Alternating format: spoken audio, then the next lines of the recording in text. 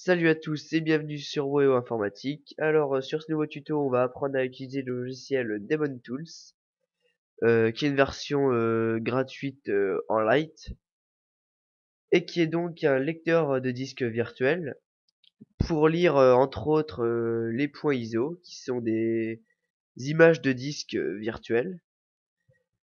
On va donc commencer à l'utiliser, on va l'ouvrir, et pour commencer, on va créer un lecteur de disque virtuel. Donc en cliquant sur cette icône, votre ordinateur va prendre en charge un autre lecteur de disque, comme celui que vous possédez matériellement, sauf que celui-là est virtuel. Donc qui dit lecteur virtuel dit CD virtuel.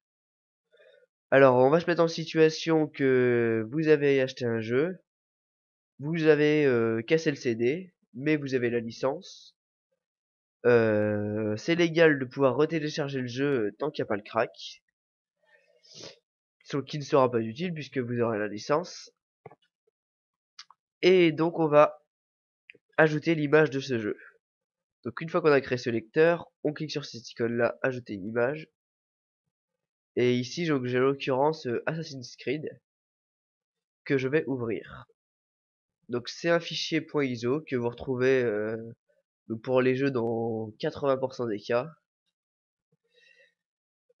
Donc là il m'a ajouté le jeu, enfin l'image du jeu dans le catalogue d'images. On clique une fois dessus et on monte l'image. Une fois l'image montée, on voit une exécution automatique.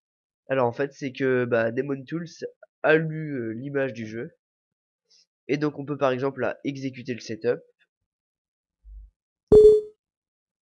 Hop. Donc là on va avoir voilà la jaquette pour l'installer. Donc vous pouvez l'installer. Vu que vous avez la licence du jeu, vous n'avez plus qu'à la mettre. Et vous avez récupéré votre jeu facilement. Donc Demon Tools n'est pas utilisable que sur les jeux, hein, c'est surtout les points ISO, les points MDF et j'en passe. On va faire un petit tour plus précis du logiciel.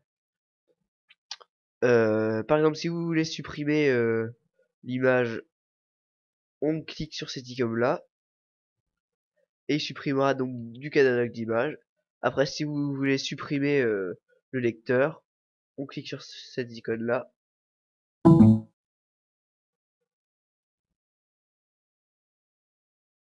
Et voilà, on a pu le lecteur. Donc après, bon, ça on peut le supprimer, bon, c'est pas utile. Ici, ce icône là pour créer l'image disque, c'est justement si vous avez un CD et que vous voulez en fait, si vous avez le CD matériel et que vous voulez le mettre virtuellement, vous pouvez sauvegarder l'image du disque avec cette icône là.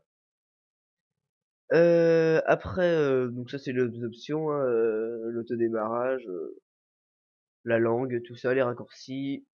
L'intégration, donc ça c'est avec les différents fichiers qu'il veut prendre en compte, donc l'ISO est le plus important ici. Donc là les différentes aides, les informations. Et ici pour acheter une version supérieure. Bon moi je vous la conseille pas, si vous voulez juste monter des images comme ça, la gratuite est largement suffisante. Après c'est les logiciels de pro quoi, qui serviront pas spécialement pour ce que vous voulez faire. Voilà, j'espère que ce tuto vous aura plu et vous aura aidé. Et on se retrouve prochainement pour un autre tuto. Salut!